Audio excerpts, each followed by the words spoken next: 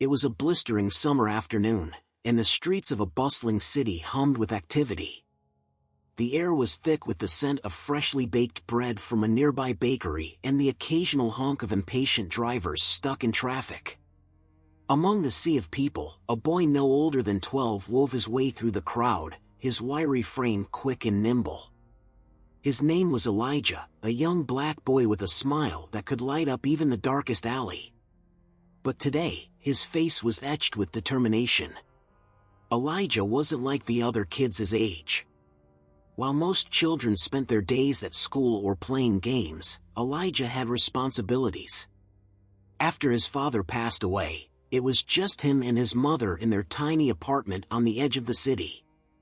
She worked long hours cleaning houses, and Elijah did what he could to help, running errands, collecting scrap, and sometimes even shining shoes at the park. Life wasn't easy, but Elijah was a fighter. He believed that better days were ahead, even if they felt far away.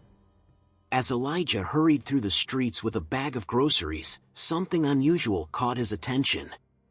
A sleek black car was parked haphazardly by the curb, its hazard lights flashing.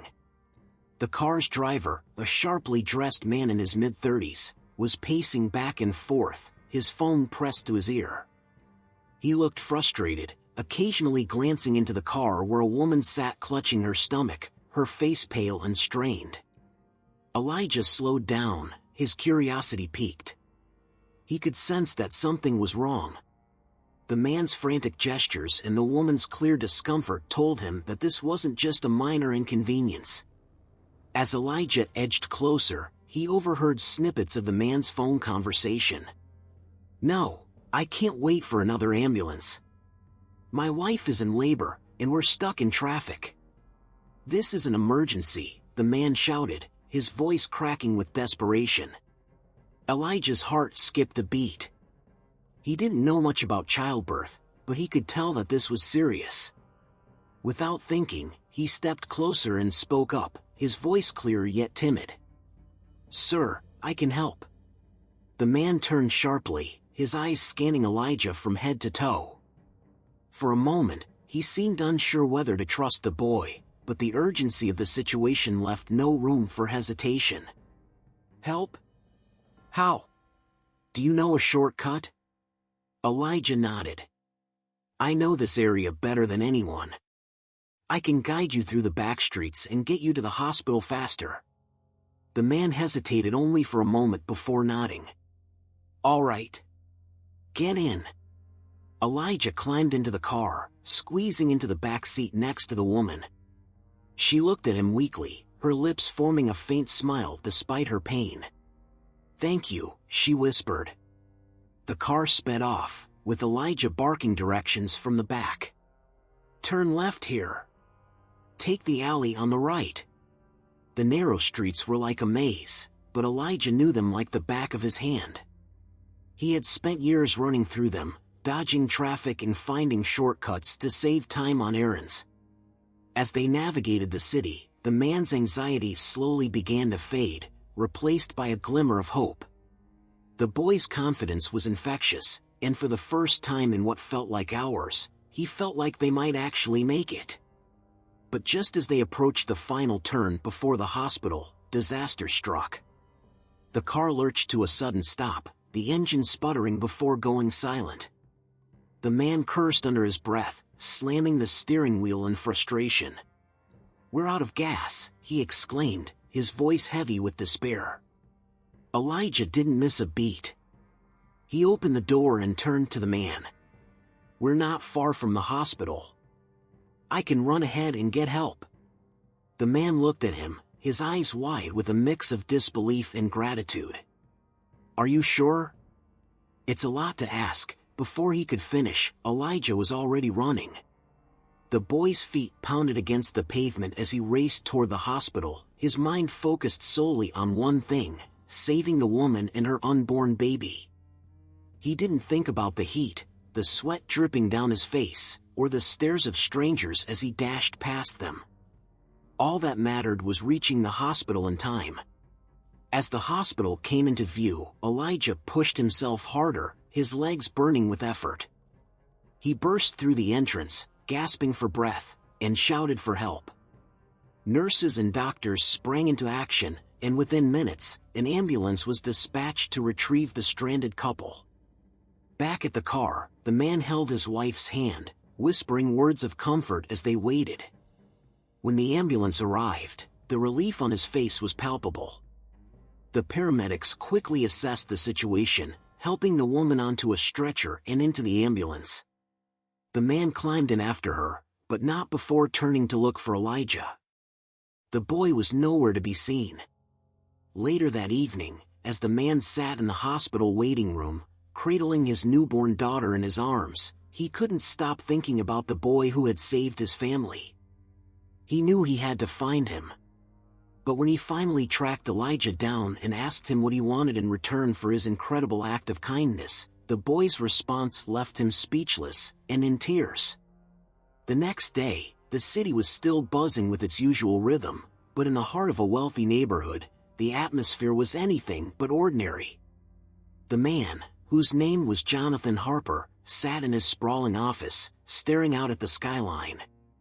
His mind kept replaying the events of the previous day, the moment his daughter was born, the relief of knowing his wife, Emily, was safe, and, most vividly, the courage of the young boy who had appeared out of nowhere to help them. Jonathan wasn't just any man, he was one of the most successful entrepreneurs in the city, known for his wealth and influence. Yet, despite all his achievements, he felt humbled in a way he hadn't experienced in years. Elijah had asked for nothing in return, disappearing before Jonathan could properly thank him. That kind of selflessness was rare, and it left a mark on his heart. Determined, Jonathan made it his mission to find the boy.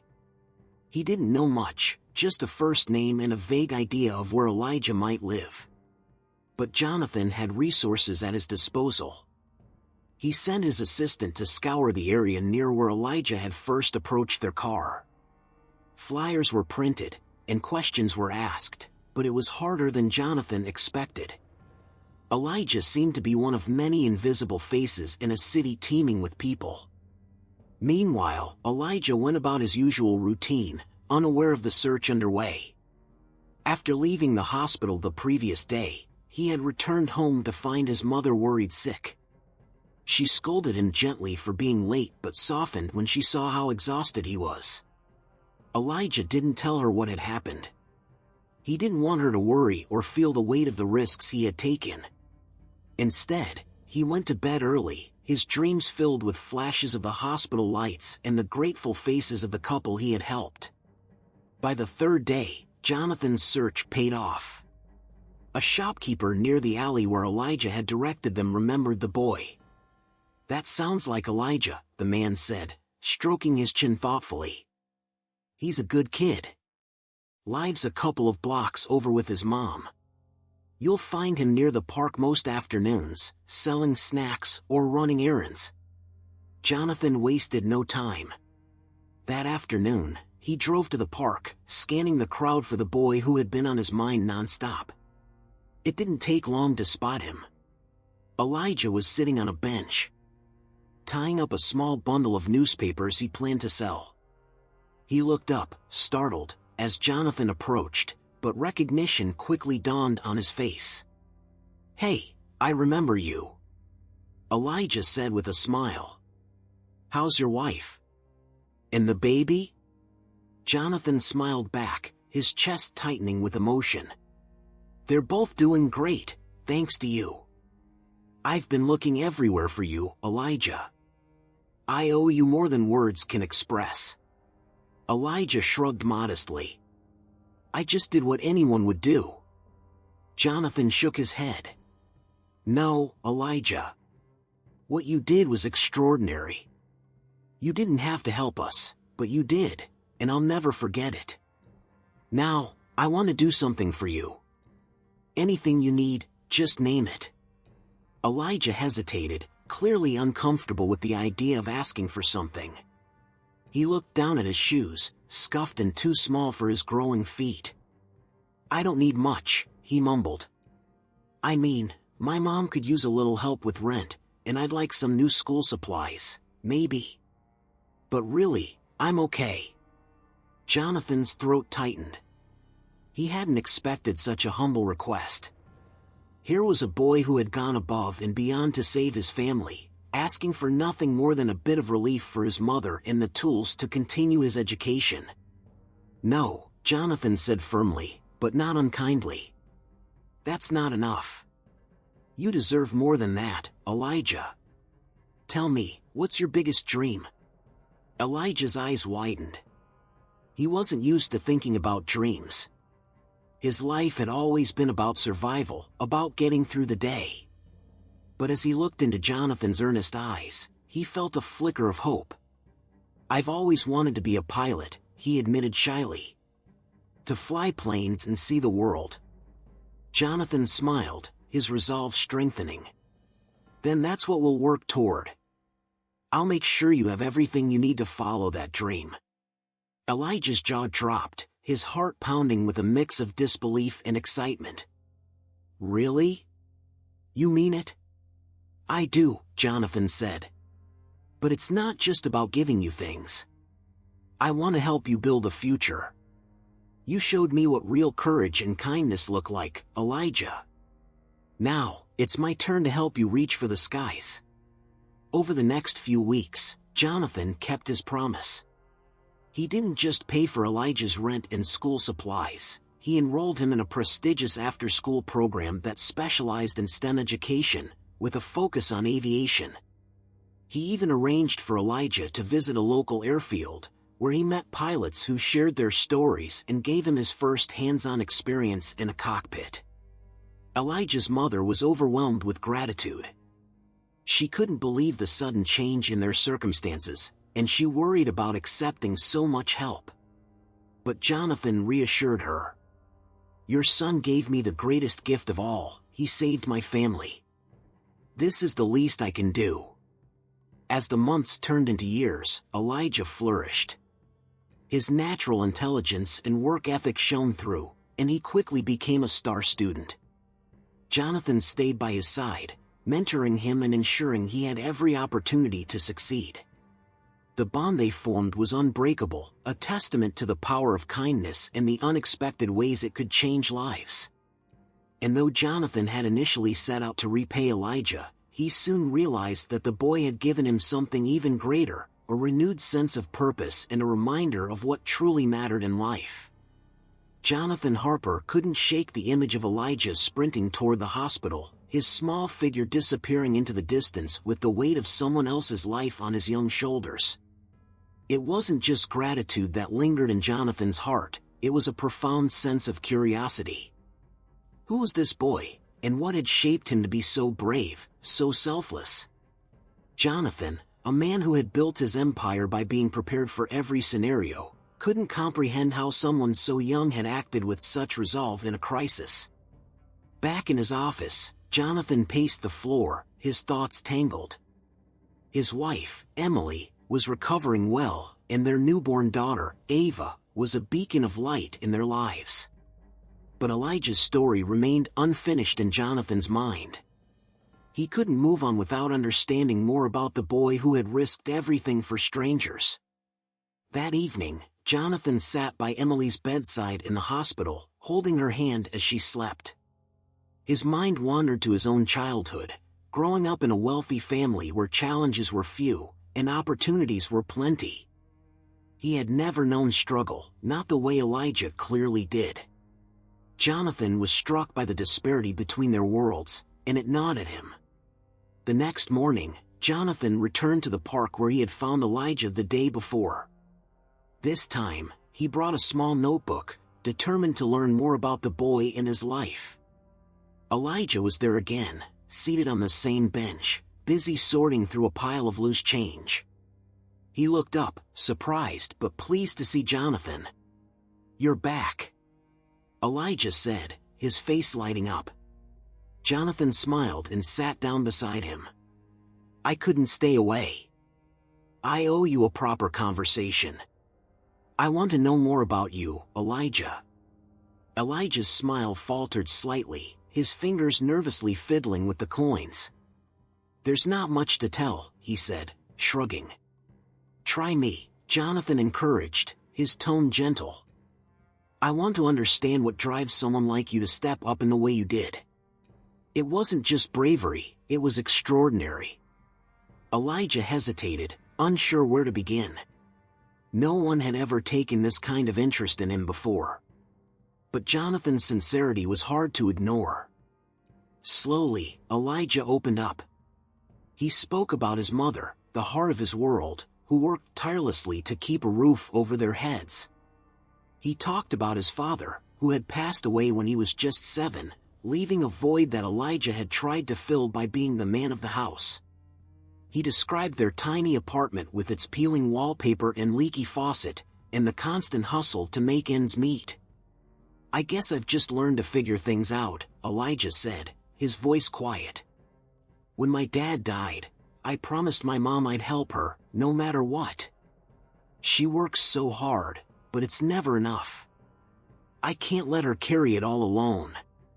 Jonathan listened intently, his heart aching for the boy who had faced so much at such a young age. He saw a reflection of himself, not in circumstance, but in determination.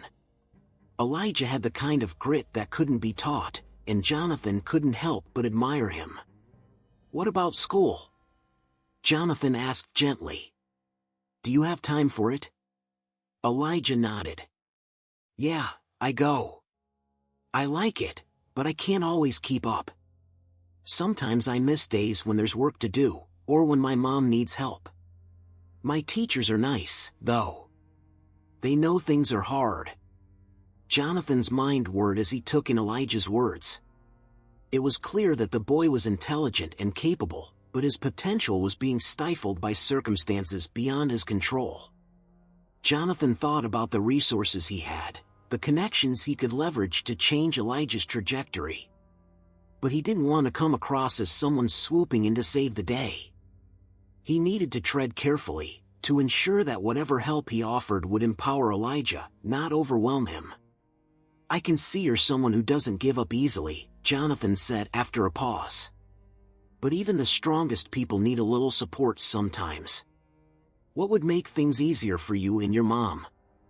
Elijah tilted his head, considering the question. I don't know, he admitted. I mean, I'd like for her to work less. She's always tired. And I wish I could go to school every day without worrying about what's waiting at home. But it's not just about us. There are so many people like us in the neighborhood. It's just how things are. Jonathan felt a pang of guilt at the boy's acceptance of such hardship. How had society allowed children like Elijah to believe that struggle was inevitable? But what struck Jonathan most was Elijah's lack of bitterness. The boy didn't complain or ask for pity, he simply shared his reality with a kind of quiet dignity that was both humbling and inspiring. Well, Jonathan said, leaning forward, what if we tried to change how things are? Together. Elijah looked at him, his eyes narrowing with suspicion. What do you mean? I mean, Jonathan said carefully, that I want to help you, not just you, but your mom, your neighbors, anyone who's struggling. You've shown me what it means to step up for others. Now I want to do the same. Elijah's gaze softened, but his caution remained. Why? He asked. Why do you care so much about me? I just did what anyone would do. Jonathan shook his head. Not anyone, Elijah. Most people would have walked past. You didn't. You saw someone in trouble and acted without hesitation. That kind of courage is rare. You've reminded me of something important, that we all have a responsibility to look out for each other. And if I have the means to help, why wouldn't I? Elijah didn't respond immediately. He wanted to believe Jonathan, but he had learned to be wary of promises. Too often, people offered help without following through. But something about Jonathan felt different. The man's sincerity was hard to ignore, and Elijah found himself wanting to trust him. Okay, Elijah said finally. But I don't want charity. If you help me, I want to earn it. Jonathan smiled, impressed by the boy's integrity. deal," he said, extending his hand. They shook on it, sealing an agreement that would mark the beginning of a partnership neither of them could have anticipated. Jonathan didn't yet know exactly how he would help Elijah, but he was committed to figuring it out. And as for Elijah, he couldn't help but feel a spark of hope, a feeling he hadn't allowed himself to entertain in a long time. As they parted ways that evening, the city lights flickering against the encroaching darkness, both Jonathan and Elijah felt the weight of possibility pressing on their shoulders. They didn't know what lay ahead, but they both sensed that their paths had crossed for a reason. And somewhere in the shadows, as the world continued to spin, a quiet but powerful story was unfolding, one that would challenge everything they thought they knew about fate, resilience, and the unshakable bond between two unlikely allies. Jonathan Harper couldn't get Elijah's words out of his head as he drove home that night. The boy's reluctance to accept charity, his determination to earn every opportunity, those weren't traits you saw every day, especially in someone so young. It stirred something in Jonathan, something he hadn't felt in years. Despite all his wealth and accomplishments, there had always been a part of him that felt hollow, like something essential was missing. He wondered if this boy, with his unyielding spirit, might hold the key to filling that void. When Jonathan arrived home, the house was quiet. Emily was asleep upstairs, and the baby's soft cries were muffled behind the nursery door. For a long time, he stood in the living room, staring at the photo frames lining the walls. Pictures of corporate milestones, family vacations, and award ceremonies stared back at him, each a testament to his success. Yet, as he gazed at them, they felt distant, almost meaningless. What did all of this matter if he couldn't use it to make a difference? The next morning, Jonathan made a decision. He called a meeting with his closest advisors, summoning them to his office. When they arrived, he didn't waste time with pleasantries. Instead, he stood at the head of the conference table, his hands resting firmly on its polished surface, and said, "I want to start a foundation." His advisors exchanged puzzled glances. One of them, a gray-haired man named Martin, leaned forward. "A foundation for what, exactly?" Jonathan's eyes gleamed with purpose. "For kids like Elijah. For families struggling to make ends meet. I want to provide scholarships, job training programs, resources for single parents, anything that can create real, lasting change." There was a murmur of agreement around the table, though a few skeptical voices spoke up. "It's a noble idea," Martin said carefully, "but it's a massive undertaking. You'll need a dedicated team, a clear vision, and substantial funding." "Funding isn't the issue," Jonathan said firmly. "I'll start with my own money if I have to." "The vision? That's where Elijah comes in. He's going to help me understand what these families need, what gaps we can fill. This foundation isn't about throwing money at problems, it's about listening, about building something that actually works." The room fell silent. Jonathan's passion was contagious, and even the skeptics couldn't deny the sincerity in his voice. By the end of the meeting, his team had agreed to begin laying the groundwork for the Harper Foundation, with Jonathan promising to personally oversee its development. Meanwhile, Elijah went about his day as usual, unaware of the storm of plans brewing in Jonathan's world. He woke early, helped his mother prepare breakfast, and walked her to the bus stop before heading to school. On the surface, everything seemed normal. But deep down, Elijah felt a shift. Jonathan's words from the park still echoed in his mind. What if things really could change?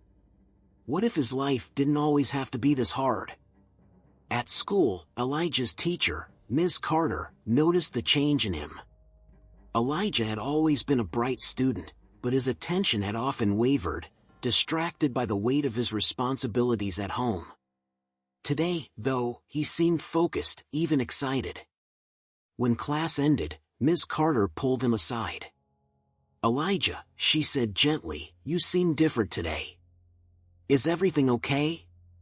Elijah hesitated, unsure how much to share. But Ms. Carter had always been kind to him, and he trusted her. "I met someone," he said finally. "He says he wants to help me and my mom. I don't know if it'll actually happen, but it feels real." Ms. Carter smiled warmly. "That's wonderful, Elijah. You deserve every bit of help and support you can get. Just remember, it's okay to let people care for you. You don't have to do everything on your own." Elijah nodded, her words sinking in. As much as he wanted to believe in Jonathan's promises, a small part of him still held back, afraid of being let down. Life had taught him to be cautious, to protect himself from disappointment. But for the first time in years, he felt something that resembled hope. Later that afternoon, as Elijah sat on the same bench at the park, Jonathan approached him again, a large envelope in hand. Elijah looked up, surprised to see him so soon. "Hey, Mr. Harper," Elijah greeted him with a grin. "Back for more questions?" "Something like that," Jonathan replied, sitting down beside him. He handed Elijah the envelope. "This is for you." Elijah opened it cautiously, his eyes widening as he pulled out a folder filled with papers. "What is this?" he asked, confused. "It's a plan," Jonathan said, his voice steady.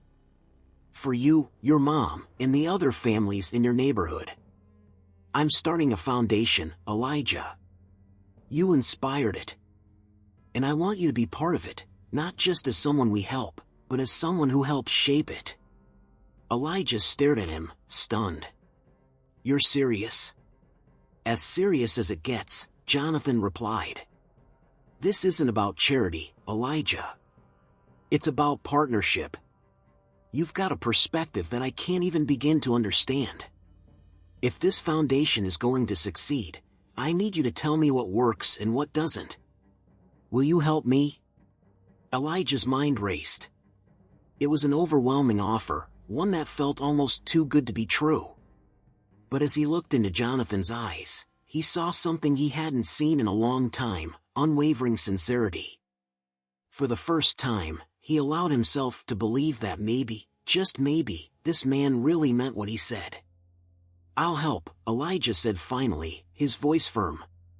"But only if we do it right. No empty promises." Jonathan grinned, extending his hand once again. "Deal." As they shook hands, the air between them seemed to crackle with possibility. Neither of them fully understood what lay ahead, but they both knew this was the start of something extraordinary. Elijah's life was about to change in ways he couldn't have imagined, and so was Jonathan's. Together, they were about to embark on a journey that would challenge everything they thought they knew about themselves and the world around them. And somewhere in the distance, the city continued its relentless hum, oblivious to the quiet revolution taking root in the unlikeliest of places. Elijah felt a sense of cautious excitement as he walked home from the park that evening. The folder Jonathan had given him was tucked securely under his arm, and his mind raced with possibilities. A foundation? A partnership? It all sounded like a dream, something far removed from the reality he had always known. But Jonathan's words had been so convincing, so genuine, that Elijah couldn't help but believe that maybe, just maybe, things were about to change. At home, his mother, Teresa, was busy chopping vegetables for dinner. She glanced up as Elijah walked in, her expression softening when she saw the folder in his hands. "What's that?" she asked, wiping her hands on a dish towel. Elijah hesitated. He wanted to tell her everything, but he was afraid of getting her hopes up too soon. "Just some stuff from school," he said quickly, setting the folder on the table. "I'll look at it later." Teresa raised an eyebrow but didn't press him. She was used to Elijah keeping things close to his chest, especially when it came to anything he thought might worry her. Still, she couldn't shake the feeling that something was different about him today. There was a lightness in his step, a spark in his eyes that she hadn't seen in a long time. That night, After dinner, Elijah sat at the small desk in his room and opened the folder. Inside, he found detailed plans and ideas for the Harper Foundation, along with a handwritten note from Jonathan. It read, Elijah, this is just the beginning. Your perspective and ideas are crucial to making this work. Take your time to look over everything, and let's talk about it soon. I believe in you. Jonathan Elijah's chest tightened as he read the note. No one had ever said they believed in him before, at least not like this. He spent hours poring over the papers, his mind buzzing with questions and ideas. He didn't notice the time slipping away until his mother knocked on his door, her voice laced with concern. Elijah, it's late, she said. You've got school tomorrow. Sorry, Mom, he replied, quickly shoving the papers back into the folder. I'll go to bed soon. As the days passed, Elijah found himself juggling his usual responsibilities with his newfound role as a collaborator for the foundation. Jonathan had arranged regular meetings with him, sometimes at the park and other times in the sleek, glass-walled offices of Harper Enterprises. At first, Elijah felt out of place in the polished corporate environment, but Jonathan made sure he always felt heard. What do kids in your neighborhood need the most?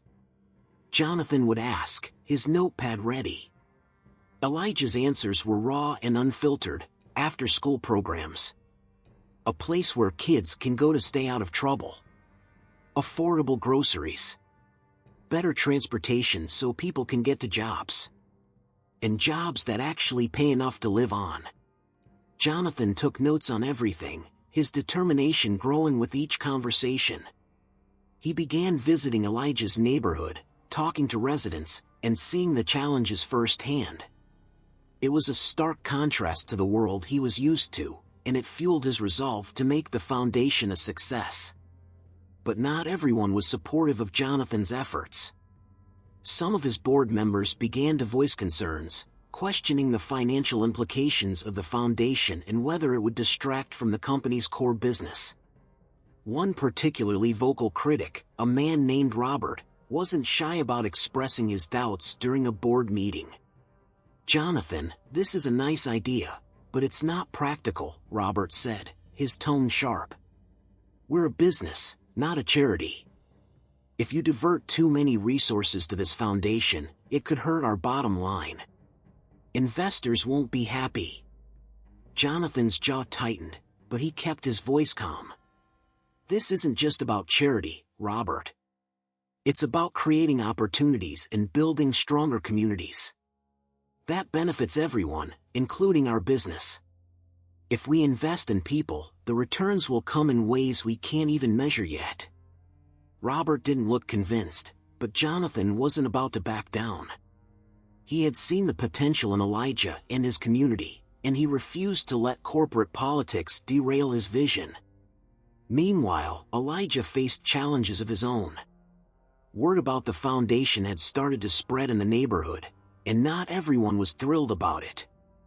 Some people were skeptical of Jonathan's intentions, assuming he was just another wealthy man looking for a tax write-off or a publicity stunt. Others resented Elijah for being at the center of it all. Who does he think he is? One boy sneered as Elijah walked past the basketball court one afternoon. Just because some rich guy likes him, he thinks he's better than us. Elijah tried to ignore the comments, but they stung. He didn't think he was better than anyone else. If anything, he wanted to prove that this foundation wasn't just for him, it was for everyone. But the weight of those expectations began to wear on him, and he found himself questioning whether he was truly ready for this responsibility. One evening, as Elijah sat alone in the park, Jonathan found him there, his head bowed and his shoulders slumped. "Hey," Jonathan said, sitting down beside him. "You okay?" Elijah didn't look up. "I don't know if I can do this," he admitted. "People are mad at me. They think I'm just in it for myself. And what if I mess everything up? What if I let you down?" Jonathan placed a reassuring hand on Elijah's shoulder. Elijah, you're not going to let anyone down. What you're feeling is normal. Change is hard, and not everyone is going to understand it right away. But you're doing something brave, something that matters. And I'm right here with you. Elijah nodded, his resolve slowly returning. I just want it to work, he said quietly. For my mom, for everyone. Jonathan smiled. It will. We'll make sure of it. As the foundation's plans began to take shape, the tension in both Jonathan's corporate world and Elijah's neighborhood continued to simmer. Conflicting interests and clashing perspectives threatened to derail their progress at every turn. But amidst the challenges, something unshakable was growing, a bond between two people from vastly different worlds, united by a shared belief in the power of hope and the possibility of change. And though the road ahead was uncertain, neither of them was willing to give up. They had started something that was bigger than themselves, and they were determined to see it through. But as the weeks went on, the shadows of doubt and opposition loomed larger, setting the stage for a conflict that neither of them could yet foresee. The challenges only grew as the days turned into weeks. Elijah tried to keep his focus on school, his part-time responsibilities at home, and the foundation, but the pressure was mounting. People in the neighborhood were divided. Some applauded the idea of the foundation and saw it as a lifeline, while others were skeptical, whispering about ulterior motives and hidden strings. One evening, Teresa overheard a conversation at the local corner store. Two women were chatting near the produce aisle, their voices hushed but sharp enough to cut through the air. I heard that Harper guy is just using the boy, one woman said. You know how these rich folks are. Always looking for a way to make themselves look good. The other woman nodded. And when they get bored, they'll pull the plug. Seen it happen too many times. Poor kid's gonna be left picking up the pieces. Teresa's chest tightened as she placed her basket on the counter. She didn't say anything, but the words followed her home, hanging heavy in her mind. That night, as Elijah worked on his homework at the kitchen table, she sat across from him, her hands folded. Elijah, she began, her voice hesitant, are you sure about all this? Mr. Harper's plans, the foundation, it sounds good, but people are talking. Elijah looked up, his pencil paused mid-sentence. What are they saying? They're saying it might not be what it seems, Teresa admitted. I just don't want you to get hurt. We've had enough disappointment in this life, and I don't want this to be another one. Elijah met her gaze, his expression resolute. Mom, I know it's a risk. But Mr. Harper's different. He listens. He cares. He's not just throwing money at problems, he's trying to fix them for real. I have to believe in this. If I don't, who will? Teresa sighed, reaching across the table to squeeze his hand. I trust you, Elijah. Just be careful. While Teresa tried to quiet her doubts, Jonathan was facing his own set of hurdles. The Harper Foundation was beginning to take shape, but not without resistance. Investors were growing restless, and the board of directors had called an emergency meeting to address what they called Jonathan's misplaced priorities. During the meeting, Robert's voice was the loudest. Jonathan, this foundation is pulling resources away from the company's core operations. The media is already asking questions, and some of our major stakeholders are threatening to back out. This is becoming a liability. Jonathan leaned back in his chair, his expression calm but unyielding. The foundation isn't a liability, Robert. It's an investment in people. And if some investors can't see that, maybe they're not the right partners for us. Robert scoffed. Spoken like a man who's forgotten what keeps the lights on around here. You can't save the world, Jonathan. You're a businessman, not a saint. Jonathan's jaw tightened, but he refused to be drawn into an argument. This isn't about being a saint. It's about using what we've built to make a difference. If that's a problem for some people, so be it. The tension in the room was palpable, but Jonathan held his ground. He knew the road he was on wasn't an easy one, but he wasn't willing to turn back now. Elijah had shown him what true resilience looked like, and he was determined to honor that lesson, no matter the cost. Back in the neighborhood, Elijah found himself stepping into a new role he hadn't anticipated. People began approaching him with questions, concerns, and even suggestions for the foundation. Some were hesitant, while others were bold, demanding answers he didn't always have. "Why should we trust this guy?" one man asked during an impromptu gathering at the park. "What's in it for him?" Elijah took a deep breath, his voice steady as he replied. "I can't speak for Mr. Harper's motives, but I've seen how much he cares. He's not just sitting in some fancy office making decisions. He's out here, talking to people, trying to understand what we need. That's more than anyone else has done." The man nodded reluctantly, but the doubt in his eyes remained. Elijah understood that trust wouldn't come easily. His community had been let down too many times before. But he also knew that this was their chance to change that, to prove that hope wasn't just a fleeting dream. As the Foundation's first project, a community center, moved closer to becoming a reality, the stakes continued to rise. Jonathan poured more of his own money into the project, drawing criticism from both his corporate peers and the media. Headlines questioned his motives, speculating about everything from a midlife crisis to a bid for political aspirations. Jonathan ignored the noise, but the scrutiny took its toll. Late one night, as he sat alone in his office, staring at the city lights, he found himself questioning his decisions.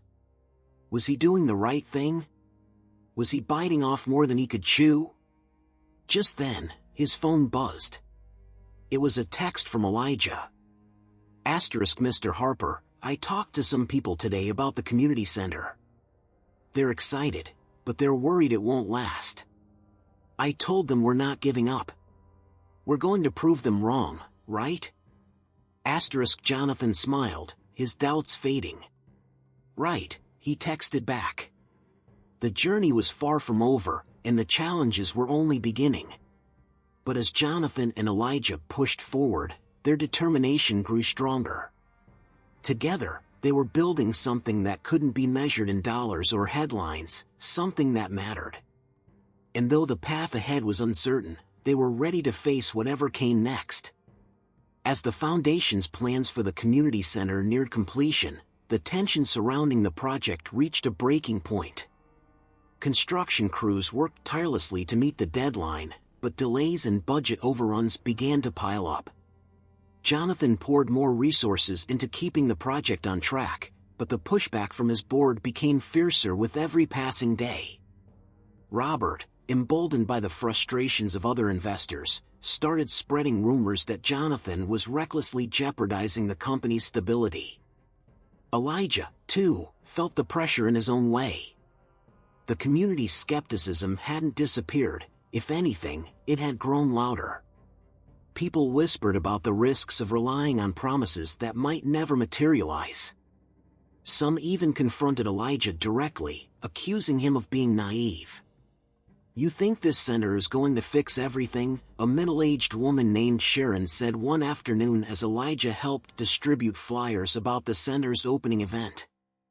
"They'll build it, take their pictures, and then leave. That's how it always goes." Elijah tried to explain. "This isn't just about a building. It's about creating programs, jobs, opportunities. It's a start." Sharon shook her head. "I've lived here long enough to know better, kid. Don't get your hopes up." Elijah's confidence wavered. For all his faith in Jonathan, doubts began to creep in. What if Sharon was right? What if everything they were building came crashing down? He pushed the thoughts aside, reminding himself that this wasn't just about him. It was about his mom, his friends, and the countless others who deserved a chance at a better life. He couldn't afford to give up now. On a brisk Friday morning, as the city buzzed with its usual chaos, Jonathan received a call that changed everything. It was Martin, his longtime advisor, with an urgent tone in his voice. "Jonathan, we have a problem," Martin said. "Robert's been talking to the media. There's a story set to break about the foundation and your finances. They're painting it as reckless mismanagement." Jonathan gripped his phone tightly. "How bad is it?" "Bad," Martin replied. "They're questioning the legitimacy of the foundation, calling it a vanity project. If this gets out before the center's opening, it could ruin everything." Jonathan's stomach churned, but he forced himself to stay calm. "Let them print whatever they want," he said. "We'll prove them wrong with results." "It's not just about the article," Martin warned. "Investors are already getting cold feet. If they start pulling out, it could spiral." Jonathan hung up, his mind racing. He had faced tough situations before, but this felt different. The stakes weren't just financial, they were personal. He wasn't just fighting for his reputation, he was fighting for Elijah, for Teresa, and for everyone who believed in what they were trying to achieve. That evening, Jonathan called Elijah to meet him at the construction site. When Elijah arrived, he found Jonathan standing amid the scaffolding and tools, staring at the unfinished walls of the community center. "Elijah," Jonathan began, his voice heavy, "we're running out of time. There's a story coming out tomorrow that could destroy everything we've worked for. People are going to question my intentions, your involvement, the whole project." Elijah frowned. "So what do we do?" Jonathan turned to him, his eyes filled with determination. "We finish this. No matter what happens, this center opens on time. We show them what this place means, not just to us, but to the entire community." Elijah nodded, the fire in Jonathan's voice igniting his own resolve. "Then we work harder. Whatever it takes." The next day, the article broke as Martin had warned.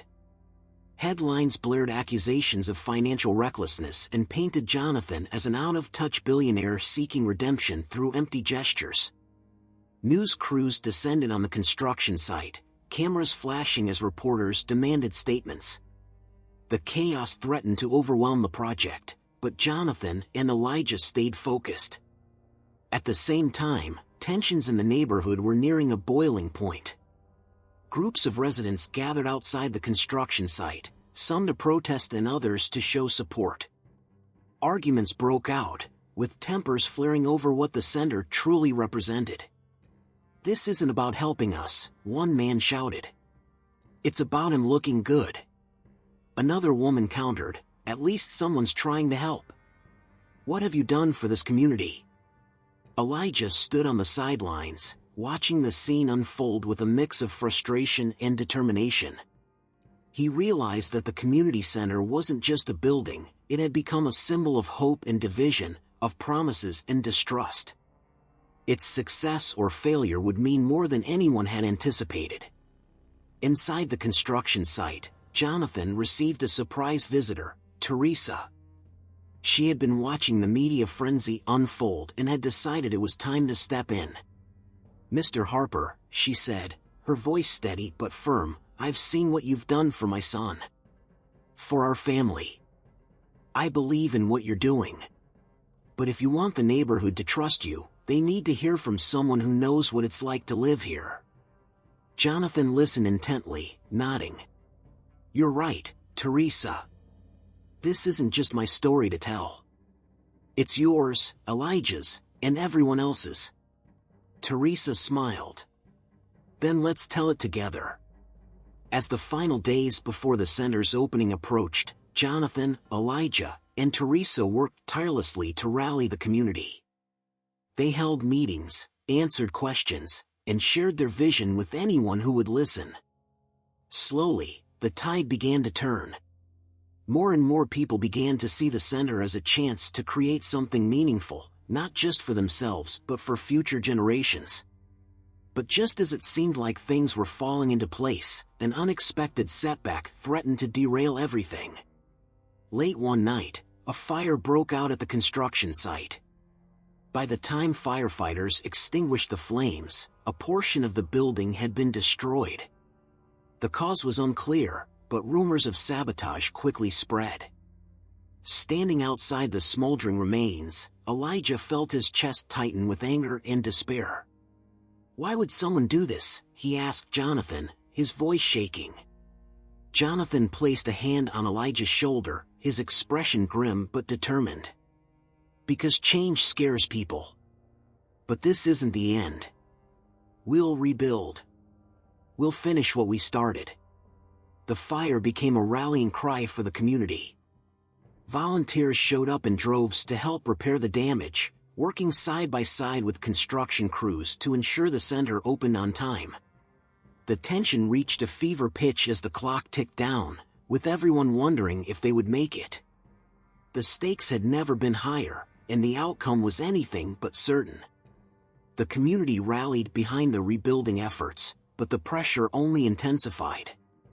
With every passing day, the clock ticked louder. The opening of the community center was just days away, and the tension in the air was almost palpable. Elijah worked tirelessly alongside volunteers, helping clear debris, hauling materials, and doing whatever was necessary to get the center back on track. But the threat of failure loomed large, especially with the fire still fresh in everyone's minds. Jonathan was no less determined. His meetings with the board had become more frequent, and the opposition had only grown stronger. Robert, who had once only whispered doubts, now spoke openly about pulling funding from the project. "We've invested too much already, Jonathan," he said during one heated discussion. "This fire is a sign that things aren't as secure as you think. We can't keep throwing money into this bottomless pit." Jonathan, his face flushed with frustration, replied with unwavering confidence, "You're not seeing the bigger picture, Robert. This community needs this center. It's not about just the building. It's about the future of these kids, these families. If we can't see that, then we're not the ones who should be in charge." But as the days wore on, Jonathan began to feel the weight of his words, the strain of trying to hold everything together. The doubt that had crept in after the fire was starting to fester. Could he really pull this off? Was he just a well-meaning outsider in a world he didn't fully understand? On the night before the grand opening, Elijah stood alone outside the center. The building was almost ready, but there was something missing. The grandiose vision had always been clear in Jonathan's mind, but now, as the center stood on the verge of completion, Elijah couldn't shake the feeling that something was incomplete. It wasn't just the structure. It was the community. Would they accept it? Would they show up? Or would they, like Sharon and others, simply watch from the sidelines, cynical and disillusioned? As he paced back and forth, he saw Jonathan walking toward him from across the street, his silhouette outlined by the dim streetlights. He'd been pushing himself just as hard as Elijah, but there was something different in the way he carried himself tonight. He looked tired, drained, even. It wasn't the physical exhaustion, it was something deeper, something that came from the constant fight, the constant questioning, the constant pressure of trying to do the right thing in a world that didn't always seem to care. "Hey," Elijah said, his voice more quiet than usual. Jonathan stopped beside him, his gaze lingering on the building. "Hey." They both stood there in silence for a while, taking in the sight of the center as it loomed before them, unfinished, but full of potential. A place where so many dreams could be realized, but one where the ghosts of doubt and fear had already left their mark. "You ever think about walking away?" Elijah asked suddenly, his voice almost a whisper. Jonathan didn't answer right away. Instead, he stared at the doors, his eyes distant. Finally, he spoke. "Sometimes. It would be easier, wouldn't it? To just let it all go. But then I think about the kids. The people who are counting on us. I can't walk away. Not now. Elijah nodded slowly, a lump forming in his throat. I know. I feel the same way. I can't let them think I gave up. But I don't know if they'll believe in us, Jonathan. I don't know if this is enough. Jonathan turned to look at him, his expression serious. That's not something we can answer right now. What we can do is show up tomorrow. And the next day. We show up every day, and we keep proving them wrong. We keep believing, even when no one else does. As they stood there, staring at the center, Elijah realized how much had changed in the months since that day in the park when Jonathan had first reached out to him. This wasn't just about a building anymore. It wasn't about whether the community would accept them, or if they would succeed. It was about the journey, the struggle, and the relentless pursuit of something greater than themselves. I don't want to disappoint you, Elijah said quietly. Jonathan gave him a small, encouraging smile. You won't. I believe in you. The words hung in the air between them, heavier than the night itself. The next morning, the day of the opening, tension reached a boiling point. As the sun rose, the streets were filled with anticipation. People came from all over the neighborhood, cautiously approaching the community center, some unsure of what to expect, others excited but hesitant. The media had descended once again, cameras flashing as reporters asked questions, trying to get a glimpse of the day's drama. Everyone was watching, waiting to see whether this would be a moment of triumph or failure. Inside, Elijah and Jonathan worked alongside volunteers, making final preparations for the event. But despite the excitement and the rush, there was an undercurrent of anxiety running through the air. People were showing up, but would they stay? Would they truly embrace what they had created, or would the criticisms and doubts of the past few weeks still haunt the project? Elijah caught sight of his mother across the room, her face a mixture of pride and concern. She had been by his side through everything, but even she couldn't hide the fear in her eyes. He gave her a reassuring smile, though it didn't quite reach his own heart.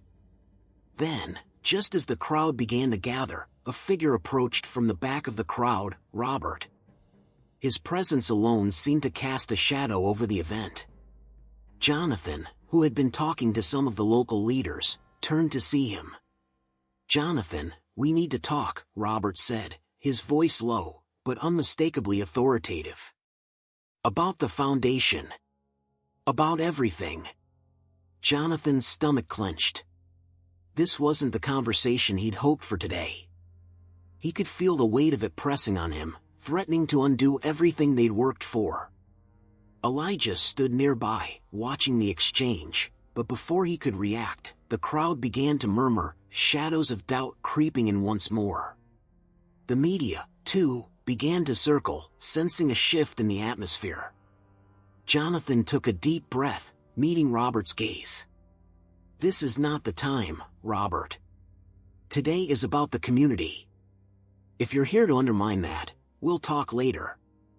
But Robert wasn't backing down. He stepped closer, and the tension in the air grew thick. The stakes had never been higher. The question wasn't just about the foundation anymore. It was about everything Elijah and Jonathan had worked for. Would they be able to open the doors, or would they be forced to face the cold, harsh reality of defeat? Jonathan's heart pounded as Robert stood in front of him, his expression unreadable. The tension between them was palpable, the weight of the moment heavy with unresolved questions. Elijah, still standing at the edge of the scene, watched the exchange closely, his stomach in knots. It wasn't just about the community center anymore, it was about everything they had fought for, everything they had built. Jonathan, Robert said again, his voice more insistent now, you don't understand. The investors are nervous. There's too much riding on this. You're risking everything, and I'm here to make sure it doesn't all come crashing down. Jonathan clenched his fists, his jaw tight. I'm not going to stand here and let you derail this, Robert. "We're opening this center today, no matter what." Robert's eyes narrowed, and for a moment, Jonathan thought he might leave. But instead, Robert reached into his coat pocket and pulled out an envelope. Without saying a word, he handed it to Jonathan, his gaze lingering for a beat longer than necessary. Jonathan stared at the envelope for a moment before slowly taking it. His hand trembled slightly as he opened it, and the words on the first page nearly knocked the breath out of him. It was a legal document. A restraining order. The investors had formally filed to halt the community center's opening, citing a breach of contract and citing safety concerns in the wake of the fire. It was a blow so unexpected, so devastating, that Jonathan couldn't process it at first. The dream they had been fighting for was now in danger of being ripped from their hands. Elijah's eyes widened as he saw Jonathan's face fall. He stepped forward, unsure of what to say, but knowing that something had changed. "What's going on?" he asked, his voice barely a whisper. Jonathan didn't answer immediately. Instead, he skimmed the rest of the document, each line weighing heavier than the last. It seemed that the investors, those who had promised their support, who had backed Jonathan's vision, were pulling out completely. The fire had given them the excuse they needed, and now, they were using it to bury everything they had built. "This is a joke, right?" Elijah muttered, his voice filled with disbelief. He had fought too hard for this, alongside Jonathan and the community. He couldn't comprehend what he was reading.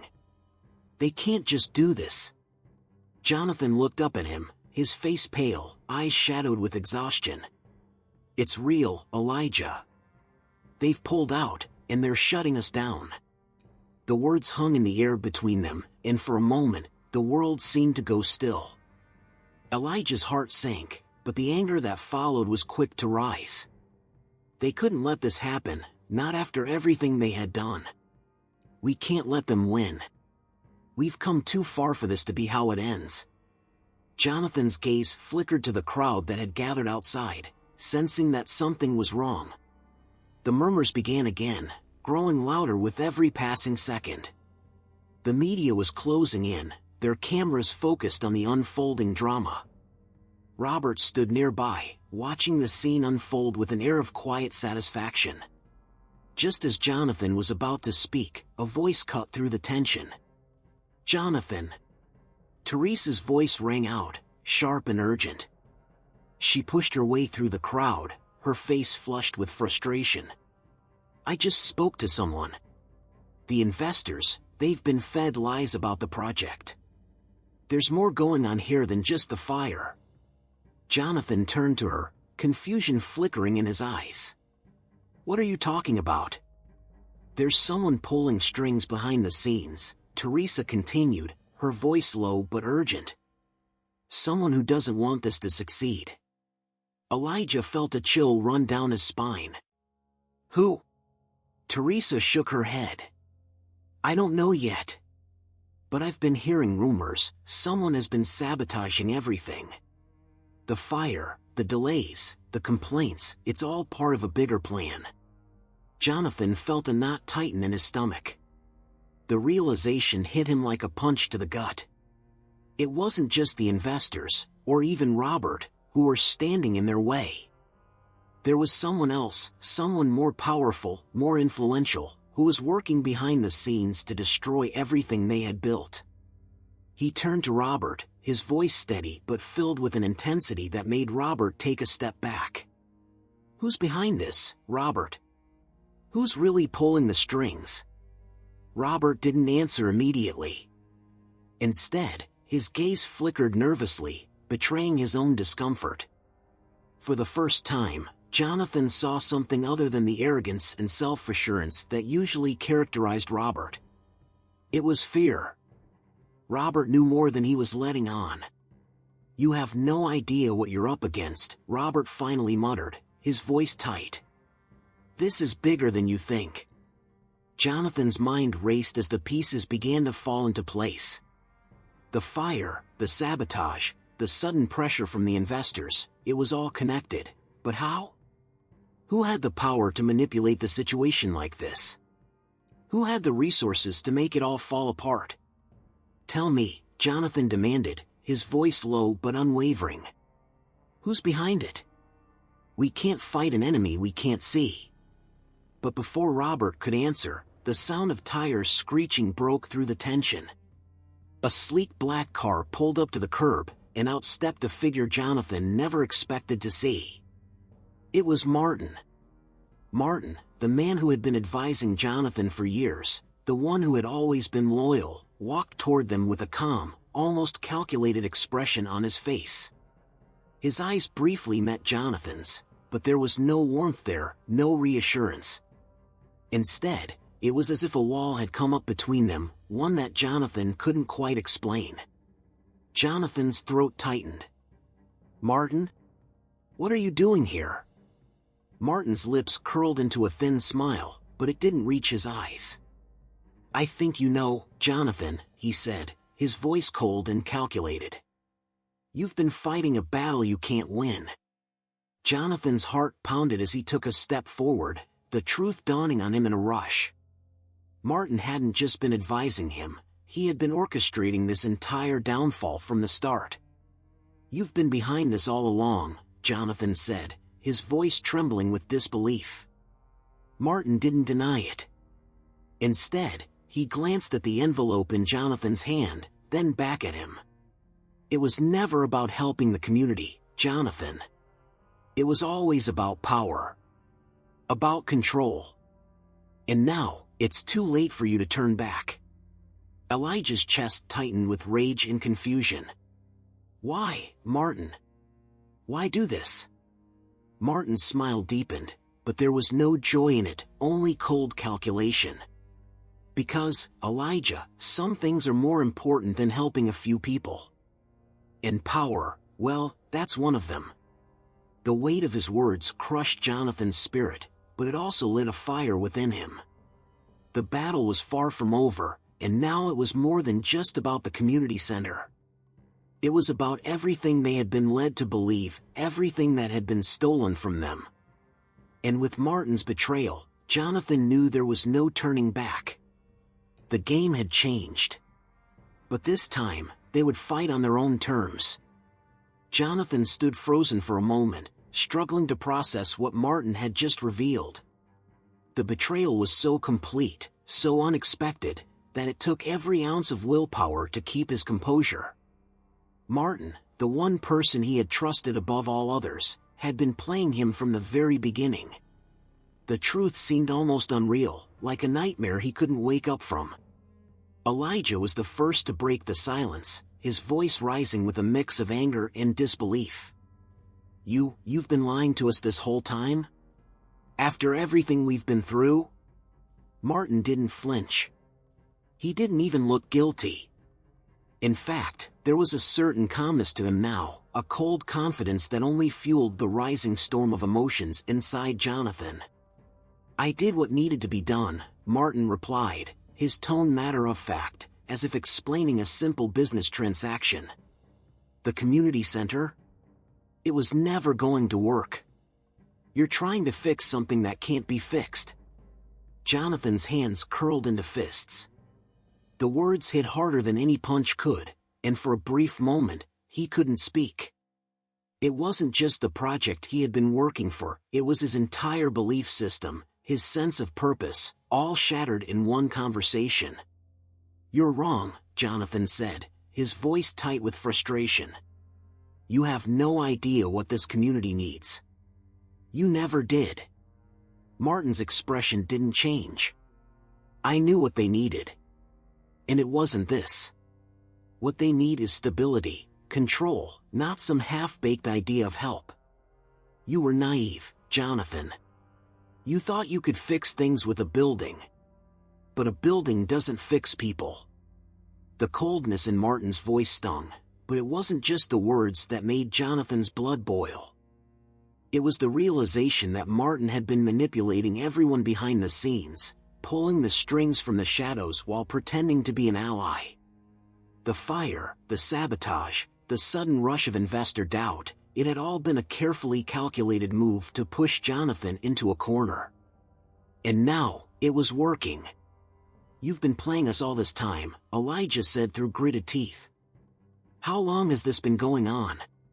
"Longer than you think," Martin admitted, his eyes flickering briefly to Robert, who had been standing quietly off to the side, watching the exchange unfold. Robert hadn't said anything more, but Jonathan could feel his role in all this, his quiet support for Martin's machinations. It was all becoming clear now. "This isn't just about the community center, is it?" Jonathan asked, his voice barely a whisper. "It's about control. About money." Martin nodded slowly, his lips curling into a thin smile. "Exactly. The community center was a distraction, Jonathan. A way to get you to burn through resources, to make you appear weak, unprepared. It wasn't about helping anyone. It was about manipulating a situation where I could take control." Elijah's hands balled into fists at his sides, his face flushed with anger. "You were never on our side. You were never here to help us." "Helping people was never the goal," Martin said, his voice unwavering. "You should have seen that sooner. But now you're in too deep to get out. The investors have made their decision. The center's going to be shut down, and it doesn't matter how hard you fight." Jonathan felt a surge of frustration, the fight within him reigniting. He couldn't let Martin win, not after everything they had sacrificed, everything they had built. "You're wrong," Jonathan said, his voice growing steadier with each word. "I'm not done yet. And I won't let you take everything away." But before the confrontation could escalate further, a sharp voice cut through the tension. "I think you're forgetting something, Martin." Everyone turned to see a new figure stepping out from the crowd, a woman whose presence seemed to command attention. It was Sharon, Elijah's mother. She had been quiet for most of the journey, but now, she was stepping forward, her face set with a determination Jonathan had never seen before. "You may have thought you controlled everything," Sharon continued, her voice cutting through the air like a knife, "but you underestimated one thing, our community's resilience." Martin's calm demeanor faltered just slightly, his gaze shifting to Sharon, though he quickly masked his surprise. "Sharon, I didn't expect you to be involved in this," he said, his tone dripping with condescension. Sharon didn't flinch. "You thought you could play us. That you could tear down everything we've worked for. But you're wrong. We're not going to let you win." Jonathan's eyes widened, his mind racing. He had known Sharon was strong, but he hadn't realized the depth of her resolve. She had seen something he hadn't, something he had missed in his desperation to move forward. "What do you mean?" Jonathan asked, his voice uncertain for the first time in their exchange. Sharon stepped closer, her gaze never leaving Martin. "I've been hearing things, Jonathan. People are talking. And I think I know who's been funding this sabotage." Elijah's breath caught in his throat as the pieces started to fall into place. The more Sharon spoke, the clearer it became that Martin wasn't the only one involved in the scheme. Someone else, someone even more powerful, was pulling the strings. "I can't be sure yet," Sharon said, "but I've got people looking into it. There's someone with deep pockets who's been quietly moving against this project. And I think you'll be surprised when you find out who." Jonathan's mind was spinning. Could it really be? Was there someone else behind all of this? Someone with even more to lose than just a few investors? Martin's smile faltered again, his eyes narrowing at Sharon's words. "You're wasting your time," he said, though the nervous edge in his voice was unmistakable now. "You'll never find the truth. It's over." But Sharon was undeterred. "We'll see about that." Jonathan was shaken but more determined than ever. He wasn't going to let this end here, not after everything they had fought for. The community center was more than just a building, it was a symbol of hope, of change, and of resilience. And no one, not Martin, not the investors, not anyone, was going to take that away. "Thank you, Sharon," Jonathan said quietly. "We're not done yet." "Not by a long shot." Sharon gave him a firm nod, a silent promise that she wasn't backing down. As she turned to leave, Jonathan felt the weight of the battle ahead. There were forces at play far beyond anything he had imagined, but he had to keep fighting. For Elijah. For the community. For everyone who had believed in them. But as the day stretched on, the stakes grew higher, and the sense of urgency only deepened. Martin's words haunted Jonathan, but Sharon's revelation had given him new hope. The fight wasn't over. Not yet. And as he stood there, facing the rising tide of opposition, he knew one thing for sure: he wouldn't stop until the truth came to light and the community center opened its doors, for good. The final days leading up to the community center's opening were filled with a tension so thick that it felt suffocating. Jonathan and Elijah worked tirelessly, preparing for the event, but the shadow of Martin's betrayal still loomed over them. Sharon's investigation into the sabotage was ongoing, but nothing concrete had surfaced yet. They knew they were running out of time, and with each passing hour, the pressure mounted. Then, just when Jonathan thought he couldn't take any more, Sharon called with unexpected news. "I have a lead, Jonathan. Meet me at the old warehouse just outside town. Bring Elijah. You'll want to hear this." The call was brief, and the urgency in Sharon's voice left no room for doubt. Jonathan didn't waste a moment.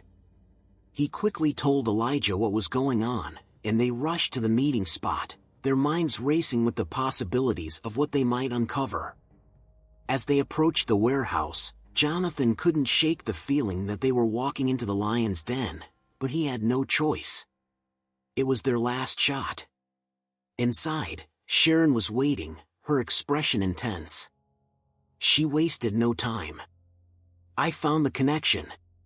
The person behind the funding, behind all the sabotage, it's someone you both know.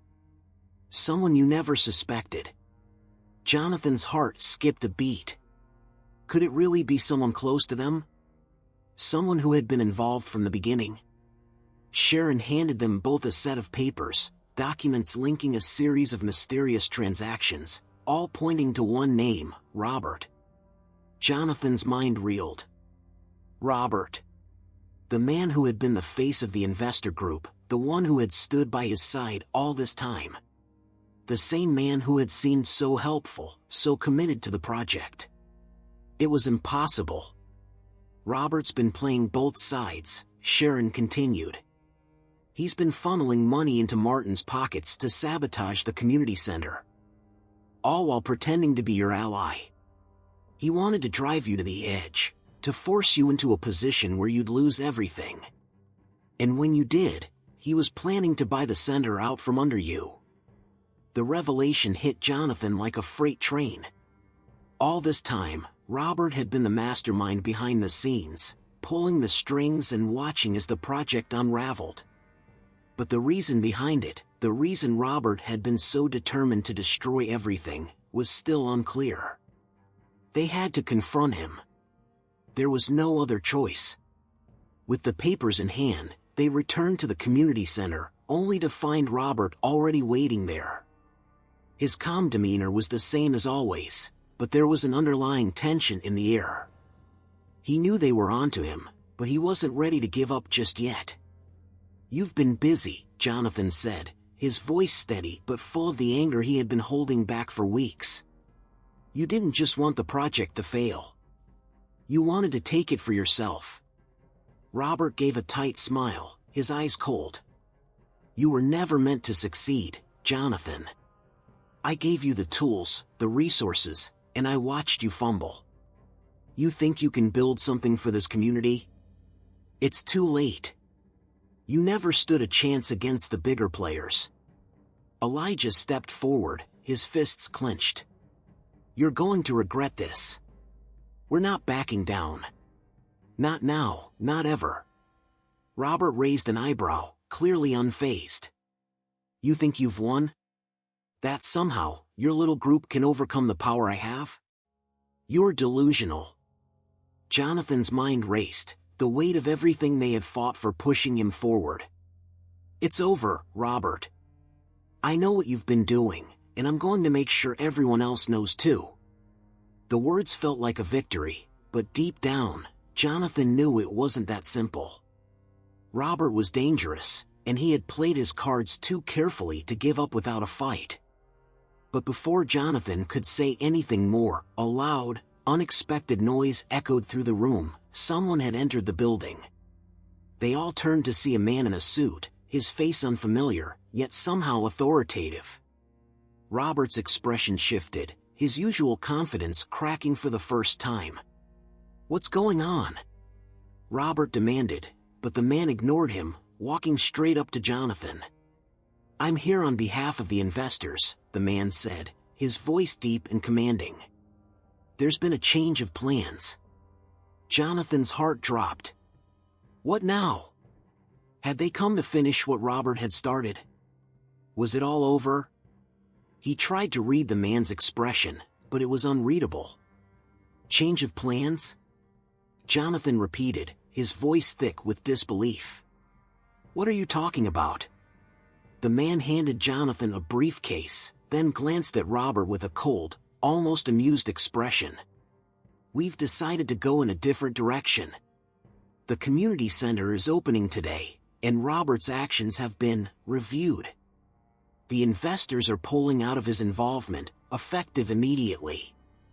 He's no longer part of the project. Jonathan's breath caught in his chest. The investors, who had been so quick to back away, were now turning on Robert. Robert's face twisted in anger, but there was no more bravado. He stepped forward, but the man in the suit held up his hand, signaling him to stop. You've lost, Robert, the man said, his tone final. The community center will open as planned. You're out of the picture. It was the news Jonathan had been hoping for, but the victory felt hollow. There was still a deep sense of unease hanging in the air. As Robert's face contorted in disbelief and fury, Jonathan looked around the room. He had won, but at what cost? The community center was set to open, but the battle had changed him.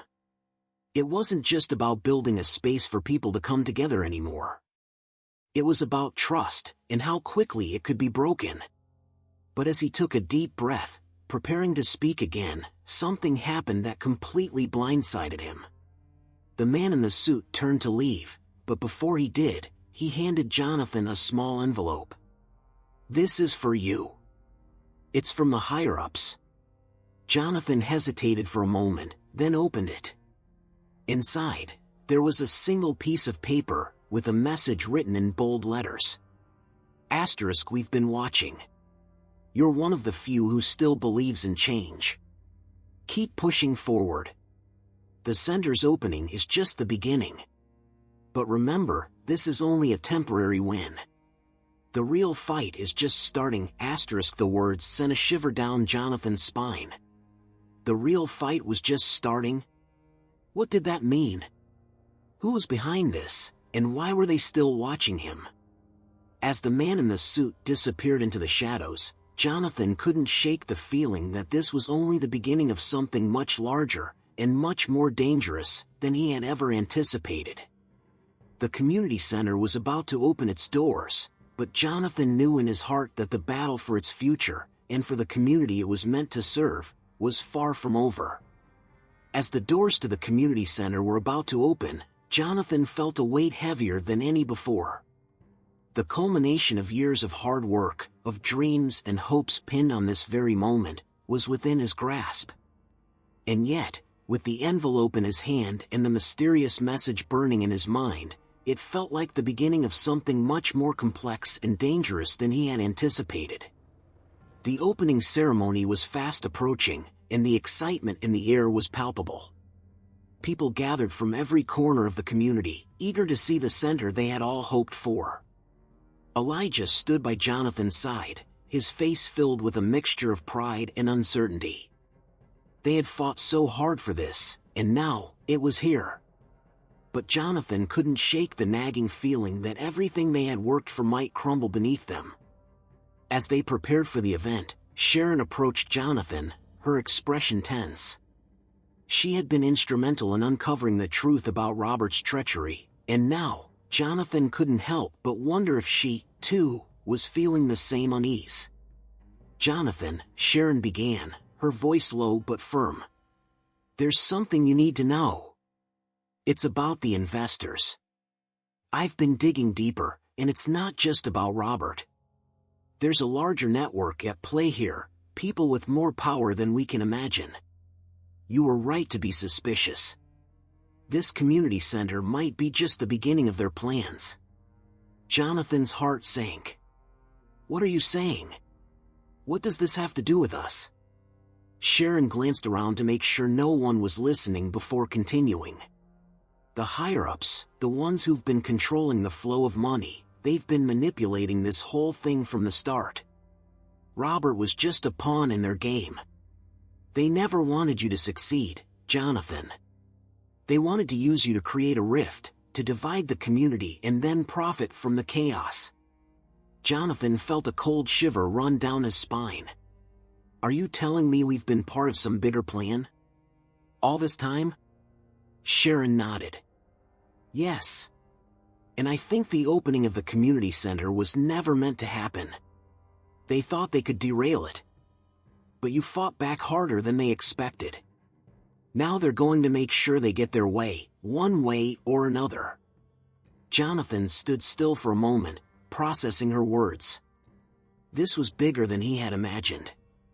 It wasn't just a corrupt investor or a vengeful businessman. There was a force much larger than anything he had encountered, forces he had unknowingly tangled with. "We have to be ready," Sharon continued. "They won't let you open this center without a fight. They'll stop at nothing." The tension in the air thickened as the opening ceremony began. Jonathan and Elijah walked out onto the stage, greeted by cheers from the crowd, but Jonathan's thoughts were miles away. Despite the smiles, despite the clapping, the words of the mysterious letter still echoed in his mind. "The real fight is just starting." They cut the ribbon, the crowd erupted in applause, but the sense of accomplishment felt fleeting. Something was coming. Jonathan could feel it in his gut. As the day wore on, Jonathan's unease grew. The more he interacted with the people in the crowd, the more he felt the strange undercurrent of tension that hadn't been there before. The energy was different now. There were whispers in corners, glances exchanged behind backs, and the subtle sense that not everyone there was genuinely celebrating the center's opening. And then it happened. Jonathan received a call that changed everything. It was from a local journalist, someone he had met in passing during the development of the center. Her voice trembled on the other end of the line. "Jonathan, you need to come here right now. There's something you have to see." He didn't hesitate. He left the ceremony, telling Elijah to stay behind and manage the event. When Jonathan arrived at the address the journalist had given him, he was met with a shocking sight, a wall of photographs, all pinned to a corkboard. There were pictures of Jonathan, Elijah, Sharon, people he thought he could trust. And then, there were others. People he didn't recognize, all connected in some way, all part of a larger puzzle. The journalist gestured to the board, her hands trembling. "These are the people behind it all, Jonathan. The ones funding Robert, pulling the strings from the shadows. They've been watching you from the start." Jonathan's mind spun as he looked at the faces in the photographs. The names, the connections, they were all so carefully orchestrated, like pieces of a master plan that he had never seen coming. But what chilled him the most was the final picture, the one that stood out among all the others. It was a picture of his own father. Jonathan's heart stopped. His father, the man he had trusted his entire life, was in the center of this web. There was no mistaking it, his father had been involved in the schemes from the very beginning. The journalist watched Jonathan's face as he processed the revelation. I don't know how much you know about your father's business dealings, but it looks like he's been part of this from the start. It's not just about the community center, Jonathan. They've been planning something much bigger. Jonathan felt the ground beneath him shake. His father, how could he have known? How could he have been involved in something so destructive, something that threatened the very community he had grown up in?